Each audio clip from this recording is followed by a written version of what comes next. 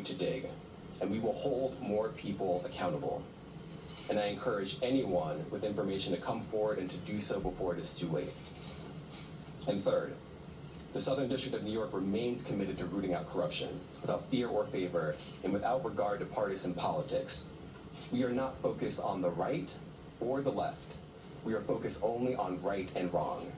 That is our duty, and we will fulfill it. Now, today's charges are the product of a tremendous partnership. I want to thank our partners at FBI and the New York City Department of Investigation who have been with us every step of the way. And finally, I want to commend the outstanding career prosecutors from SDNY who are handling this case. Celia Cohen, Andrew Rohrbach, Hagen Scotton, and Derek Wickstrom, and the chiefs of the Public Corruption Unit, Laura Pomerantz and Robert Sobelman. It's now my pleasure to turn the podium over to FBI Assistant Director in Charge, James Dennehy.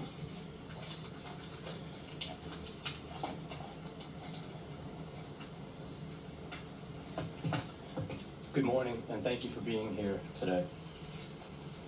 The indictment of a sitting mayor is not just another headline.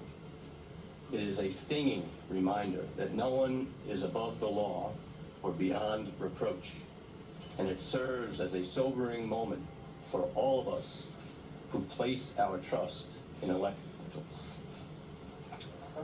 Today's indictment sends a powerful message to every elected official in this country. Public service is a profound responsibility and should be a noble calling.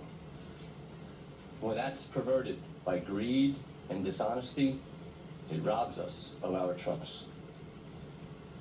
It's a pact between leaders and their communities, built on the pillars of trust, accountability, and transparency.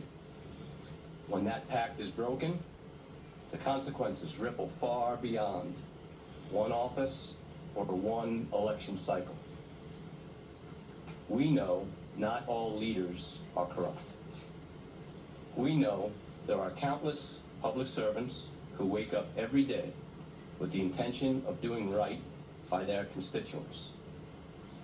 But we cannot ignore the shadow cast by moments like this. When trust is eroded, it takes years, sometimes decades, to rebuild. The weight of today's action falls not just on the indicted official, but on every other public official who must now work harder to earn the public's confidence in them. It's important to remember accountability isn't just about punishing those with alleged wrongdoings. It's about lifting the communities they've let down. It's about rebuilding, restoring, and reimagining what public servants can and should do. It's up to us to demand more from our leaders, to hold them to the highest standards, and to remind them that the power of public office should never be abused. While some may be disappointed today, let me encourage you not to be defeated. The strength of our communities, our faith in one another, and our collective resilience are far greater than the alleged failings of any one individual. In closing, I'd like to thank the U.S. Attorney for the Southern District of New York, Damian Williams, and his office, Commissioner Jocelyn Strauber, and the New York City Department of Investigation and her team, as well as my team, the Public Corruption Squad here at FBI New York. Thank you.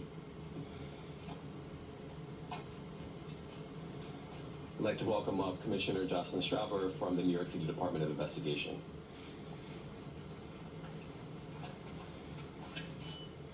Thank you, Damian.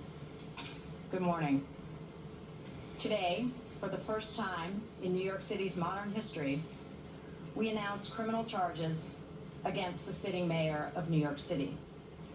As our highest elected official, the mayor should set the standard for all of city government and exemplify the integrity, transparency, and dedication to serving the public that all New Yorkers deserve.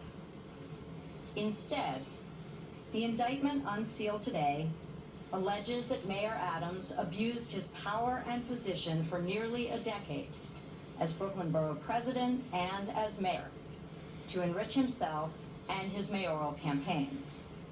As charged, he sought and received illegal campaign contributions, luxury travel, and other personal benefits from foreign nationals, as well as individuals and businesses.